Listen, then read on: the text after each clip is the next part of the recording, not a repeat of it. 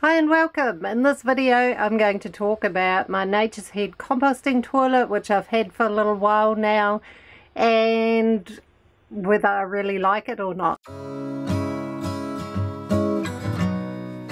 As you can see, I don't have a massive great big bathroom. I've got a shower and I've put it in there, and you know, that had its own sort of implications and things to sort out. A good dose of silicone sealant under the feet and making sure I had had them well mounted works. For using the shower, what I do is I either take the toilet out, which is those two screw things at the bottom, and unplug the fan and you can take it out. But like this morning, I used it and I just put a big rubbish bag over it, because this little seam, this seam here, can collect water, and you don't want to get water into the composting bit. This bit's alright, I've drilled a hole on the bottom of that, but this could eventually lead to it becoming a bit moist in there, which you'd actually want to avoid with a composting toilet.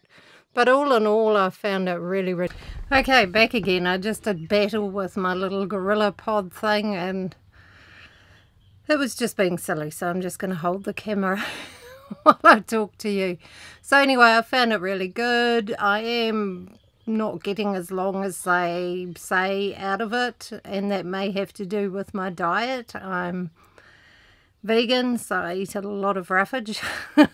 So it might be to do with that, I'm not sure, but I do seem to, and I don't mind, need to change it about every 3 weeks, and there's only one of me, so that's a bit more often than they promote. But I find the spider handle on the side gets really hard to turn.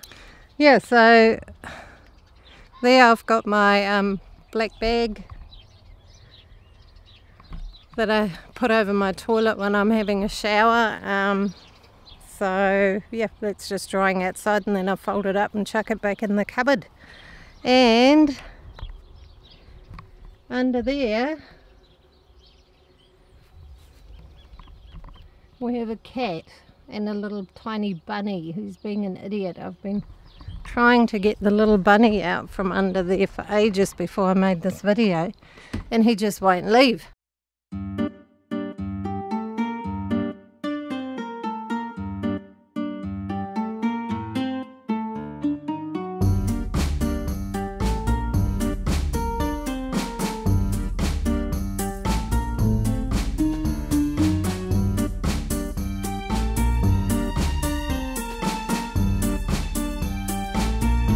With the peat moss also, rather than following instructions, I'm actually putting a little bit less water in with the peat when I prepare it to put it in the bottom part, and I find it works better if I do that, because otherwise it can end up a bit wet and clumpy. But all in all, I love it. No, it doesn't smell what everybody else says is correct. It smells like garden soil, not poo at all, which is really awesome.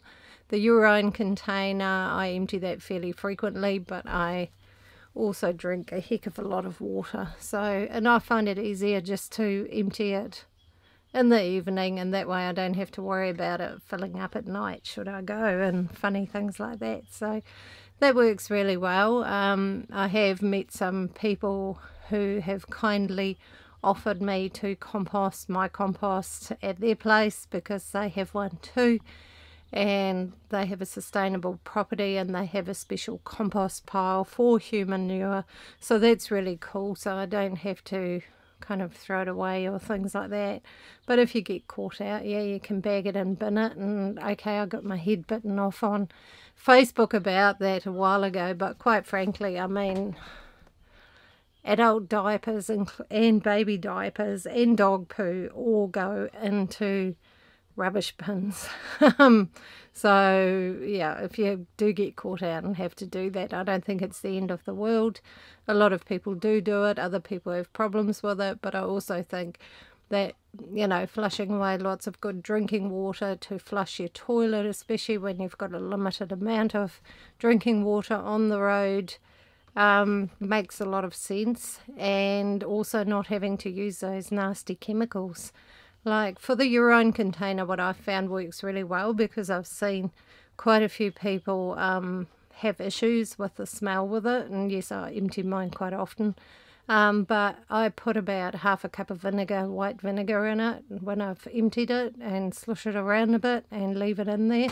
And honestly, it doesn't smell bad at all. It smells slightly vinegary maybe, but it seems to do a really, really good job of getting rid of the urine odour. But then I drink a lot of water. People tend to have more concentrated urine if they're not hydrated enough, or yeah, haven't got enough water in their system. Whereas, you know, if you're really optimally healthy and hydrated, your urine should be pretty clear rather than dark yellow or something like that. So yeah, I mean, that can be altered by people's medications and things too, and some B vitamins change that. So, you know, there can be variances to that. But all in all, I found the Nature's Head awesome, amazing, nice to use. Before that, for years and years and years, I had portable toilets, portaloos, that, you know, they have a little 20-litre tank, but that has water in it and urine and number twos and toilet paper and all sorts of stuff, and they fill up pretty quickly. And then you've got, even if you do use the chemical, this horrible sludgy sewage. All in all, I love my Nature's Head. I came pretty close to buying the Airhead, but I just couldn't get sense out of the guy. So I contacted the guy here in New Zealand who sells the Nature's Head toilets, and yeah, it was easy. I picked it up, paid for it, put it in. So yeah, the only tricky thing was figuring it out with putting it in a shower, or as they say in America, in a wet bath, is that it's yeah, you need to mount it in the bottom. You've got a couple of screws to put in, and putting them in the bottom of a shower, you have to be a little bit careful. So, but I think that's worked all right. I don't have any leaks around it, and yeah, and I actually generally shower with it in there. It's certainly a lot less smelly than my portaloo was. Like with my portaloo, if I'd been driving, I'd sometimes pull up and you could smell it, and yeah, it was kind of gross. You had to open all the windows up and try and get the icky smell out, whereas with this, when I drive, it probably vents even better because there's more airflow, so no problems at all. So anyway, if you've got any interesting comments or questions or things you want to know about this,